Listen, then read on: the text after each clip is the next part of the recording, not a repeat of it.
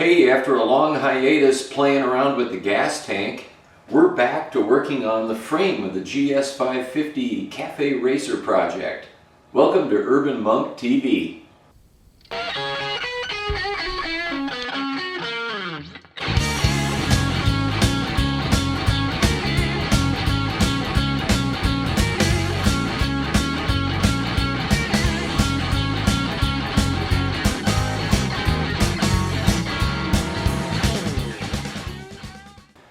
So welcome back, everybody. I'm starting to get what I feel is a pretty significant number of subscribers and viewers to my channel, and I just want to express my gratitude for that. I'm having a lot of fun with this build, but if there isn't somebody watching it, well, it's a little less fun, I guess, because I'm putting a lot of work into the video side and the editing side, and so sincerely, thank you for watching. That said, for the viewers of my channel, what I have done is looked back at all those videos I've done and realized that, you know, there's enough content there where I could group some of it now into playlists. And so I made playlists for teardown, pretty short little playlist. I made a playlist for engine restoration and the rebuild on that. That's got quite a few videos in it, and then I've made painting the gas tank, and that's got a lot of videos in it, but at least it's organized now into some sort of, you know, I want to go look at how he did the paint again, or I want to look at how he did the engine, and you can get there a little quicker and navigate through all of my videos a little bit simpler. I apologize, I know a person could put a lot more effort into organizing all of that, and you know, there's just only so much free time in a week, and I also want to do some wrenching and make progress here. So next step is the frame, and where we've ended up here so far is we've got a bit of a tray for the absolute rear of the hoop here. We've de-tabbed it, and we're getting to a point, I've taken quite a bit of the rust off. We're getting to the point where I can prep this for painting. But I've been thinking about this. I got to back up and really start to understand, okay, well, what steps need to take place before I paint? And I've got to get a plan together for the wiring and where electric components are going to live. We know they're going under the seat cowl and under the seat. I mean, that's pretty obvious, but you know, to more detail than that. Where exactly is the battery going to go, and where exactly is the regulator and rectifier going to go? And the other thing we have to do is we got to build the seat pan and seat cowl, and you know, I'm going to do a custom one and not buying it off the shelf because I want it to perfectly fit this plan and my design idea. So that'll be a series of videos, how to do a fiberglass seat pan and seat cowl, and we got to do that. So I'm thinking those are steps that have to be done before we actually lay paint on this. So let's dive into looking at the wiring piece and see what I can learn here. Okay, so electrics. What's the spinal cord of the bike? The wiring harness. And we've got options out there today for custom builds.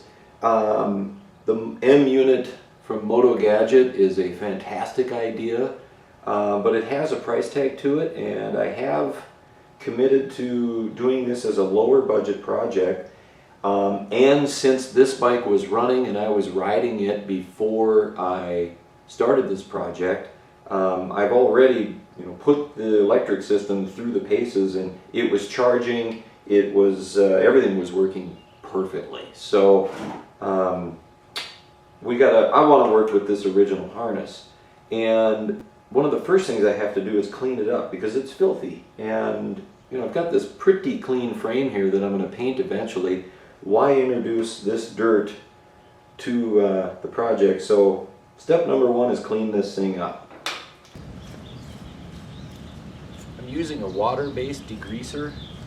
Not a huge fan of this stuff, but I don't want to use something that's going to degrade this tape, and so thinking water-based is the best way to go. For the plugs, I'm just brushing them and trying to work down. I have to get in here and dry this out afterwards, so got to move a little quickly on this.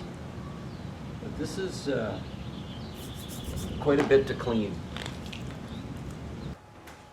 Okay, I spared you about 30 minutes worth of cleaning this thing. It's a difficult job. 40 years worth of road grime collected, but it is much cleaner now and still drying out. So clearly on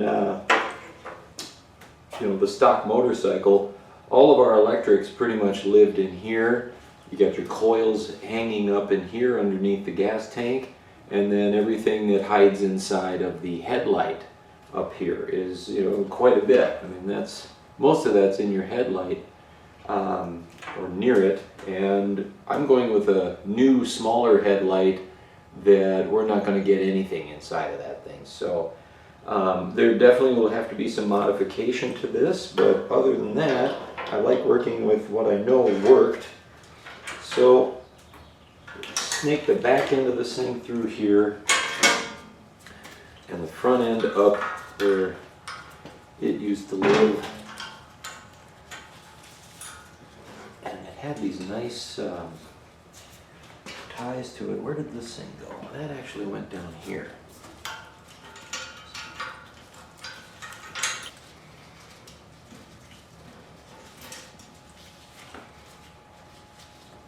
Up here there was a screw, and this hook was mounted to that, and I had the foresight to keep it because that's going to be a nice mounting point. So something to consider if you're building an exact bike here, an exact match, the GS550. So just kind of loosely fitting here. I know that I've got cables here that need to go up to my route down to my points, so they'll come up around this part of the frame and collect here, but those have a pretty long cable on them. I believe, where do I have ignition? Well, this is horn, which mounted up over here. Where's that mount bracket? Somewhere in here. I'm going to put it back there. It fit nicely enough. And as we work our way down, points, coil 1, coil 2, and then both coils, so you've got a complete circuit there to both coils. Here, what are you? This I have to identify later, and this is rear brake, so that mounts right here. I'm going to keep this rubber boot over that because it's nice and clean looking, and amazing how well this is held up. I mean, it's still very spongy and soft. It's not brittle in any way. Here is my flasher, so that I'm going to want to route up in here. Plug that in here if I want that. And got a couple wires here I need to identify. And then everything going back to rear brake and turn signals, and the running light over the license plate. So there's just kind of a rough setting. Now let's figure out which components are going to live where. I'm going to have two trays here. I've got this one in the rear, but then there'll also be a very small amount of space right underneath the seat pan here. And I have to figure out how that's going to mount to the bike. And frankly, I've got a mounting point here and a mounting point here that I could drill through this tube. Okay, so a couple of resources I'm going to rely on here to make sure that I get everything hooked up right and route it right is, of course, the wiring diagram. This is not a very good printout of it, and it's kind of a shame that they don't, well, they just didn't offer these in color back in the day, so they've got this little table of what the abbreviations mean for color, so, we'll get there. These are a lot simpler than they look. And the other thing I've got is photographs that I took with an old cell phone that has no service on it. I keep it in the garage, and I took a lot of pictures as I was disassembling, so I'll go back and reference those photos for what was plugged into where. For right now, I'm not concerned with the front of the bike. I know everything's here, that's going to run that way. And I'm really not too concerned with this area either. I know my coils are going to mount here. I know the points wire is going to come up here. And that's the crux of what's happening here. But I do have to pay some attention to this plug. Don't recall what that hooked up into. I believe that went into another harness that went up to my instrument cluster. And I'm not using that old instrument cluster. I'm going to use some nice gauges that I got from Dime City Cycles. So got to deal with that, and then everything here. This is really what I need to clear out. The only thing that used to be in this space that's going to remain here is my rear brake switch, because I'm leaving my foot pegs, you know, where they were stock. Couple of reasons for that. One, budget. Two, I like my feet under me. So I'll probably end up riding this bike, because I live in a big city, quite a few miles when I go places with it. I mean, you know, I gotta ride 30 miles to work, and just if I built it as a flat-out race bike, I'm gonna be pretty darn uncomfortable in short order if I don't consider some of my own comfort here. And then of course there is that budget piece, and when you're doing a budget project, half of that comes down to making smart decisions about what you purchase and where you purchase them. The other half comes down to compromise. You are going to have to give up some things to save money. So the other piece I'm going to have to consider here is this gear position indicator sending unit. This has a plug that goes directly into another plug on the instrument cluster. And since I'm changing my instruments, I'm not going to be able to utilize this function. But then how do I determine neutral? It does have a light for neutral. I'd like to get that to light up. So let's go to the wiring diagram. Okay, so here's the good news. In our wiring diagram, here is that gear position indicator and all of the wires that come off of that harness. And essentially this is its own harness, which you just saw me holding. But as far as neutral is concerned, there are these three lights above that gear position indicator. This one is your brights, headlight brights, so the blue light. This one is labeled P, sorry for the bad print job. It's labeled P, and that is for pressure, as in oil pressure. That should be a red light. And then neutral is right here. And so that has its own wires coming off of it, although it does appear that one of them ties into that harness and the other one goes to this orange wire. Let's see, orange, yeah, that is orange, and it looks like it's part of another harness. In fact, I see it right here. That's going to be that orange wire right there. So we don't really need to solve all of this right now, but it's a good example of some of the little discoveries you need to make along the way. So essentially, what am I doing here? I'm hanging out with my frame, my wiring harness, and my wiring diagram, and this is what I'm going to live with here as I go through this step. Where is this stuff going to live? That was a nice discovery to make. The other thing I'll mention here that's kind of nice is Suzuki, in their service manual, has broken out 2 pages, and you know, this page is pretty much everything on the front end. This page is pretty much everything on the back. So, you know, from the engine back or the airbox back and everything front. So as I look at my tray and under the seat, this is most of the stuff here on page 2 that I need to address. Also, where did I get this? If you are working on a GS550, look up a guy called Basscliff, Basscliff. and he's got a really nice site for the GS, all GS models, and you can download a PDF of the entire service manual for this bike. Last thing I'll say about the gear position indicator wiring harness. You've got this blue wire that is separate from this plug, which has 6 in it. So I got this information from the wiring diagram, but you can almost figure this out on your own. It's a 6-speed transmission, so these wires, each of these represents one of those 6 gears. What's number 7? Neutral. And the wiring diagram confirms that this is one half of the circuit for the neutral safety switch, or neutral indicator, excuse me. So what does that mean?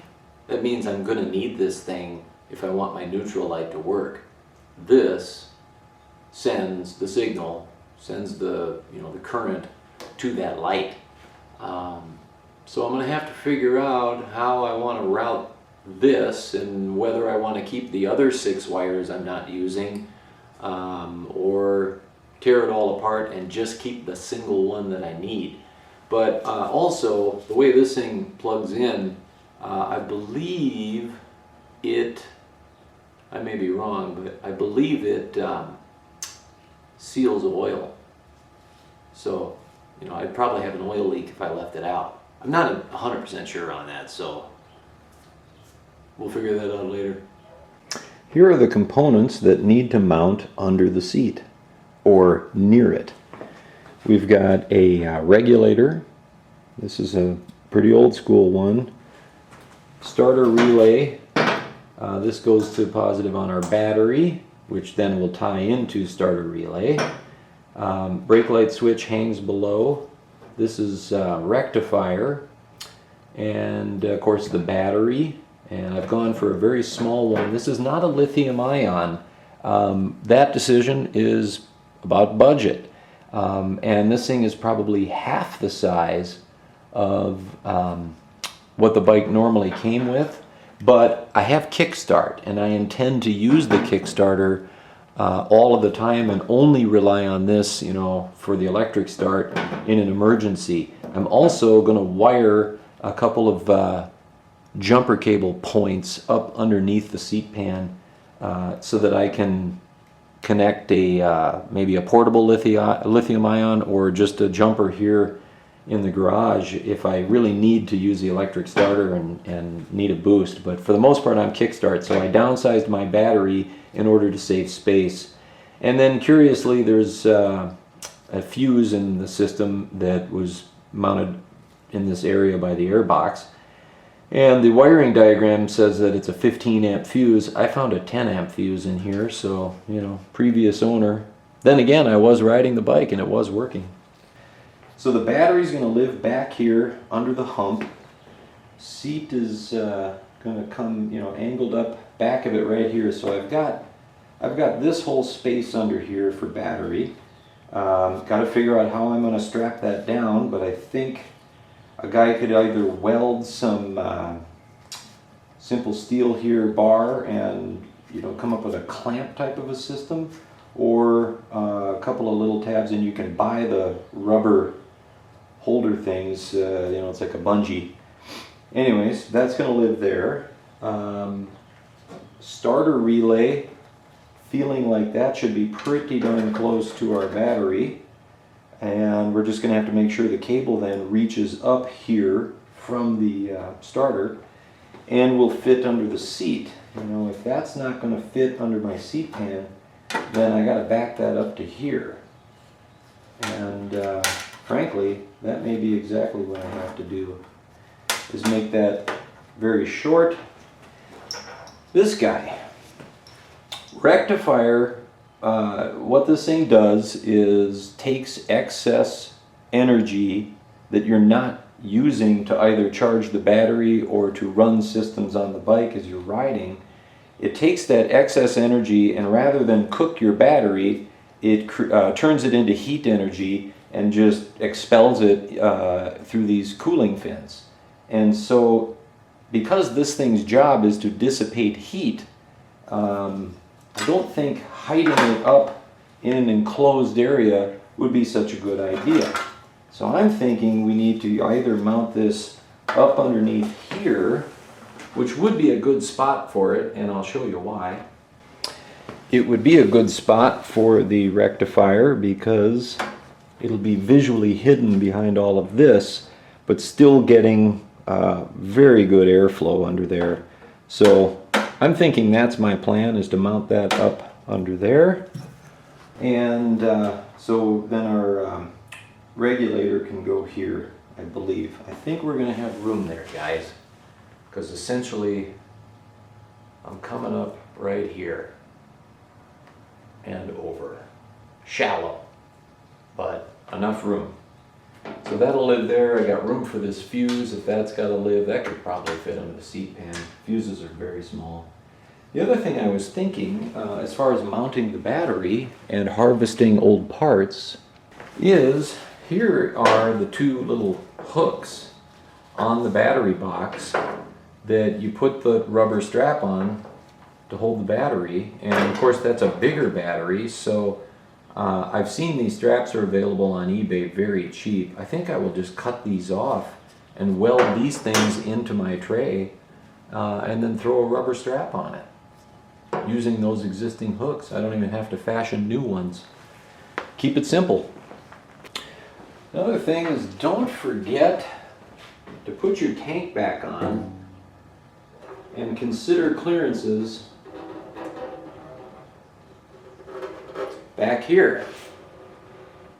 So I was thinking that I was going to use this existing bracket to tie down my seat pan, but it doesn't look like that's going to happen because that's completely tucked up underneath the gas tank. And so I need to have something back here that I can use, or even here, to mount that seat pan. So these are the kind of exercises you got to go through when you're sizing this all up.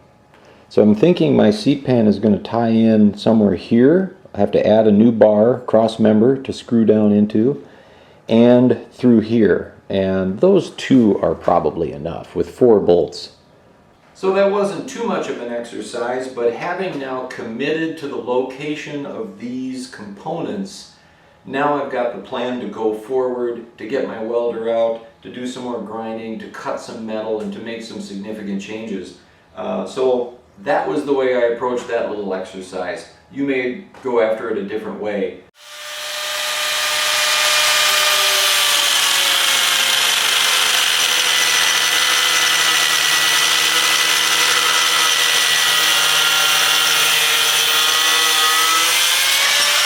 So for the front mounting point for the seat pan, again, I'm going to drill here, and we can mount 2 bolts there, but I need something up front. So I just cut a 5-inch piece of bar, and I'm going to have to angle it to fit in that shape, but I'll put it about there, I suppose.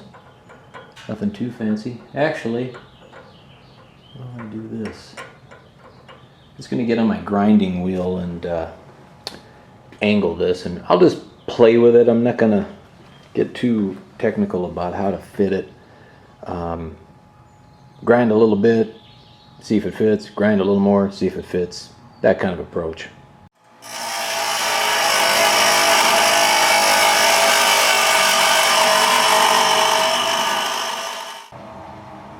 Okay, you can probably hear my bench grinder winding down. I just eyeballed this and kept shaving away a little material on each end at an angle until it seemed to fit nice and perpendicular or parallel with this piece. So now I just need to remove the paint here, and this from your angle looks like it is removed back here, but it's actually not. There's paint back here. So let's get the paint off where we're going to weld that in place, and that can be the front mount for our seat pan. And I'm just going to use a flap wheel to remove the paint here, but before we get a tool like that out, let's take a nice painted gas tank out of the picture.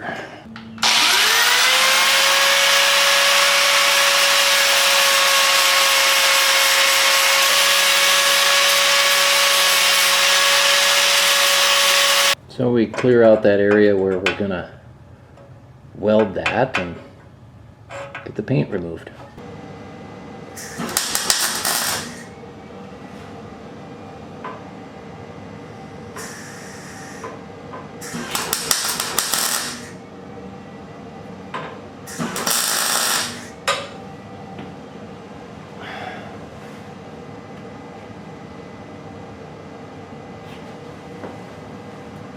Looks pretty level. Just tack it first.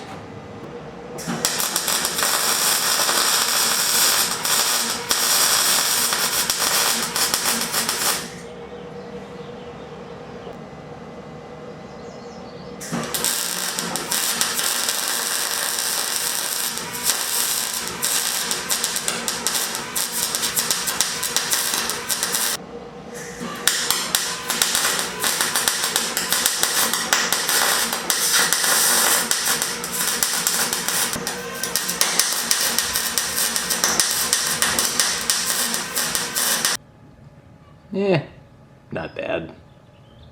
Not good, but not bad.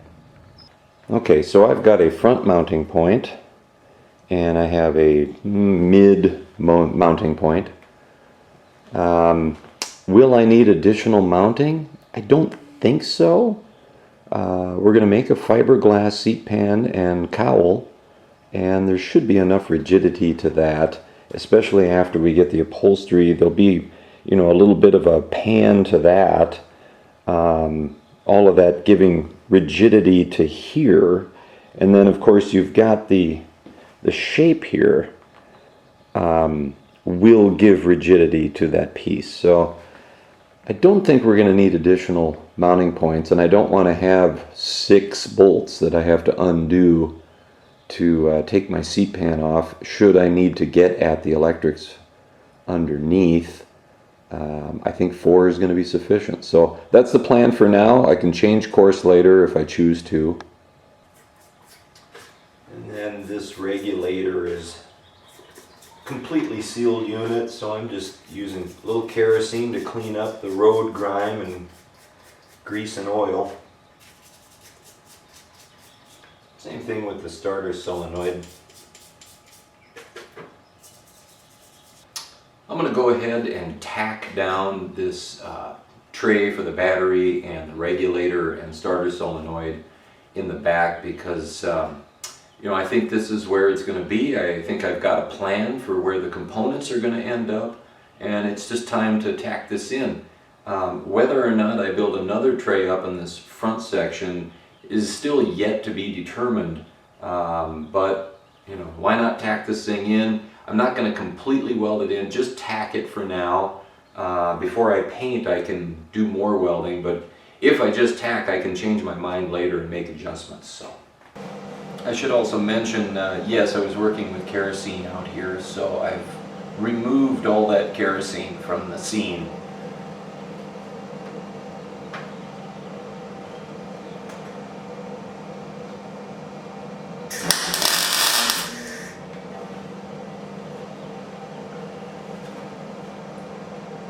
And then I'll move my clamp over, always drawing the metal as, you know, together as much as I can. Give it a tack, and then I can remove these. And so as I'm tacking this, you know, before I clamp it, I just want to be conscious of my depth here. You know, I don't want that hanging way down like that, so just measure it out. It's not perfectly flat, so I'll just massage it.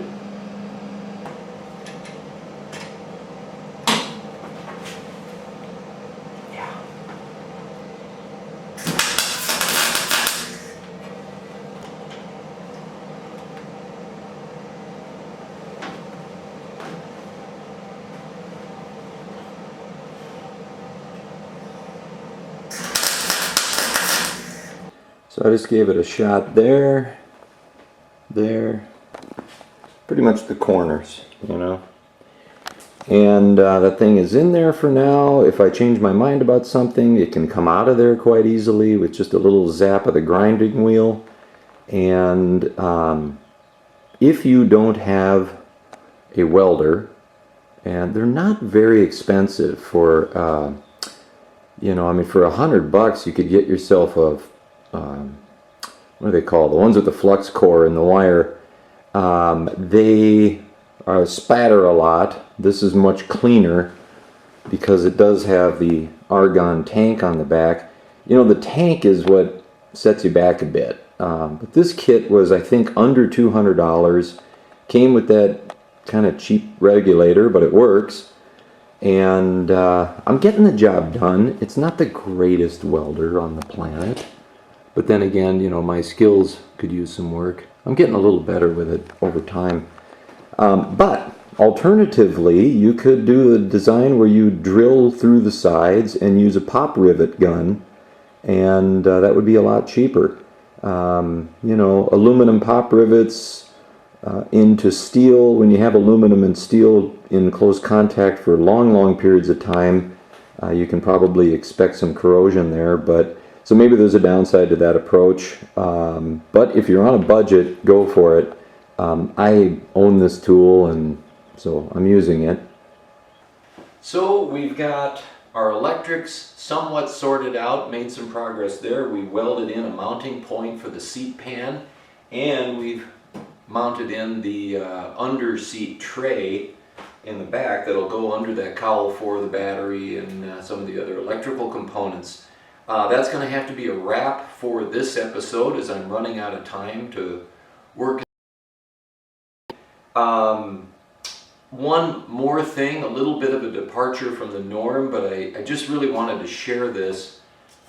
Finished reading a book recently called Tuesdays with Maury, and written by a famous sports journalist and writer out of Detroit, a gentleman named Mitch Albom. And he essentially gets together with his old professor from 20 years prior to the events in this book, his favorite professor from college, and spends Tuesdays with him as his professor. The gentleman's name is Maury Schwartz, is dying from Lou Gehrig's disease, ALS.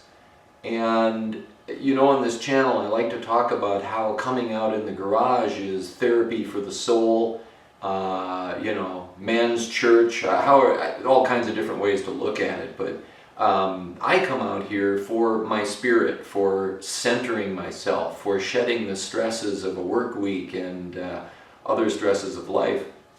But this book, man, is right up that alley. Essentially what you're getting is a look at life through the eyes of a dying man. And isn't that a perspective we all should have every day of our lives, which is the point of the book. If you think about it, we're all dying. Just some of us, you know, sooner than others. But we're all going to the same end, you guys. So it's a great perspective. I highly recommend this book. It's a quick read. It's not, you know, small print and millions of pages.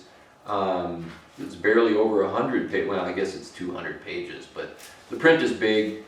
Honestly, you'll read this fast, but I loved it. I highly recommend it, and I believe it's translated into many different languages. So you can get this book anywhere in the world, I'm told. I think it sold 65 million copies, so I'm probably not the first guy to tell you about it. That's it this week. I hope you enjoyed this. If you like what I'm doing, give me a thumbs up and subscribe, and we'll continue with the frame and move along. Coming up soon is going to be making a custom fiberglass seat pan and cowl for this bike. I'm not going to buy an off-the-shelf thing. I know you can get seat pans and cowls from like Dime City Cycles, and that's a great resource, you guys, for good parts. I'm using quite a few Dime City Cycle parts on this build, but on the seat pan I want a custom that's going to fit this bike exactly. So we're going to do that coming up too. So stay tuned, and thank you for watching.